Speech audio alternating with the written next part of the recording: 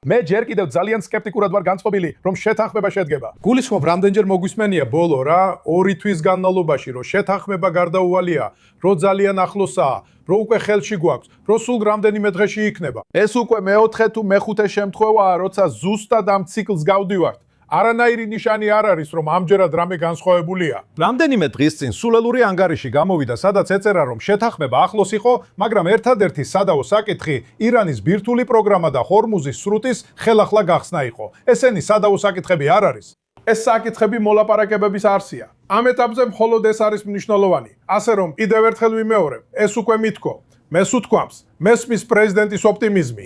მესმის რომ ის გამყიდველია, მას სურს გარკვეული ტონი მისცეს. და ოპტიმისტურ შეფასებებს გარკვეული აზრი აქვს, რადგან ეს მეორე მხარეს აჩვენებს, რომ აი ჩვენ აქ შეთანხმების მიღწევა გვინდა, რომ ბედნიერები ვიქნებით, თუ შეთანხმება შედგება. მაგრამ ამავე დროს რეალისტურად უნდა შეხედო სიტუაციას. ირანელები ახლა ძალიან მტკიცედ დგანან თავიანთ პოზიციებზე მნიშვნელოვან საკითხებში.